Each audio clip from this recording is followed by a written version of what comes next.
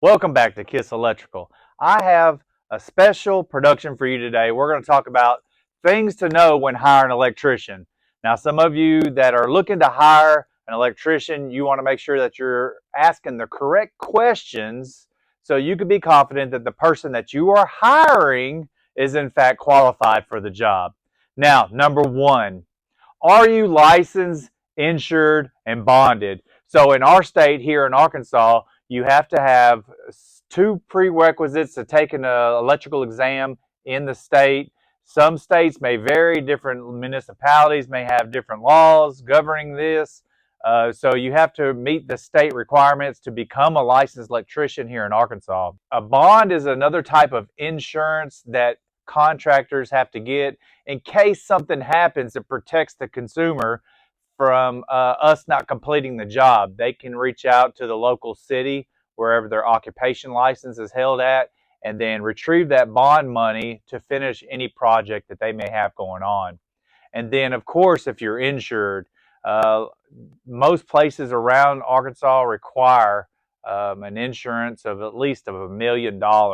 So if something should happen, not that it's going to happen, but if it does, the insurance will cover any product or damage to your dwelling or your commercial property, things of that nature. That way, not everybody has to come up with the money.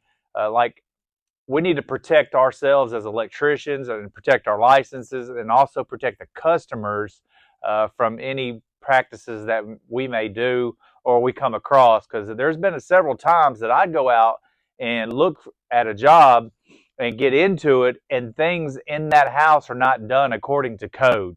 And they will hold me responsible because I was the last person in there. So a lot of times, if we put our hands on it, our physical hands, if we touch it, then we are required by law to bring it up to code or to fix it and make it safe for the consumer or the whoever we're working for. All right, now when the electrician comes up on the job to give you a bid or a quote on it, you can ask, do they have a license? You need to ask them, do they have a license?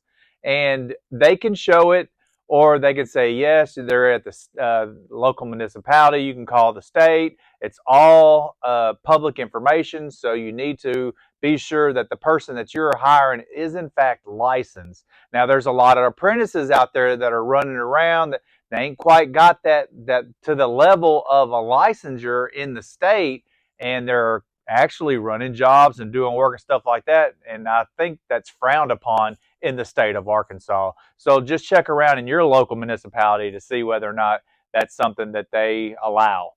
So also with number two, you can also ask them, how many years of experience do you have?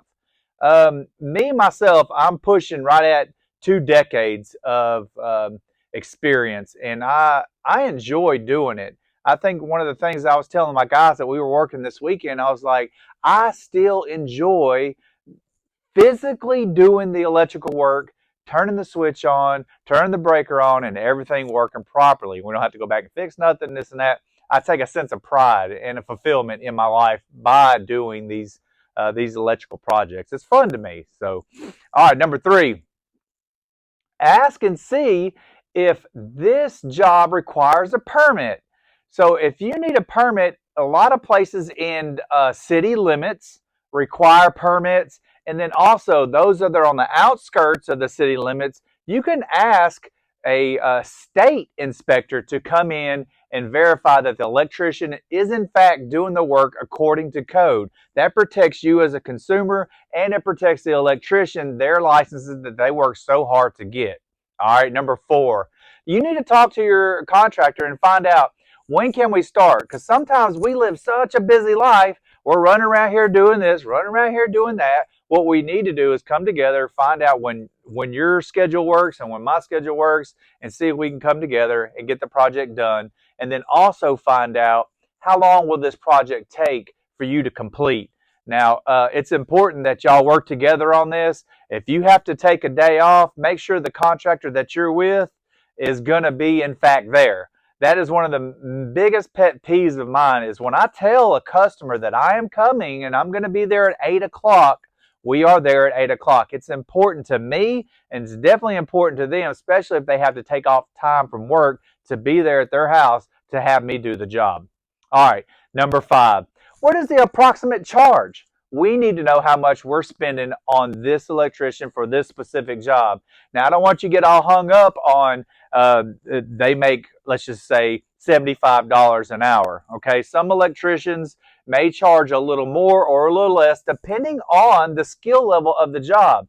If you have me digging a ditch, it's going to cost you a little bit more. Or if it's a sophisticated problem that people have a hard time figuring out, it's going to cost you a little bit more. So it really depends on the difficulty levels of either it be a mental thing or a physical thing. Prices can vary. So you need to find out exactly, or at least get a good approximate. How much is it going to cost? That way you're both on the same page, on a budget, and you can pay your contractor. They're happy, you're happy. Sometimes you can negotiate. Sometimes you can't. There are times that I will not negotiate. This is the price for the specific job, and I'd like to get paid for that because I have overhead. You know, I've got people I got to pay for.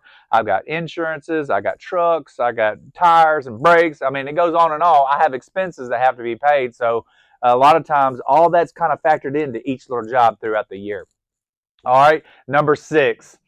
Are there any warranties for the parts and the workmanship that this electrician will do on your job? And the truth is, a lot of products, manufacturers' products, offer warranties. So if you're having specific lights or fans or stuff like that that the electrician is providing, ask to see or ask if there are, so you can keep the receipt and have it itemized.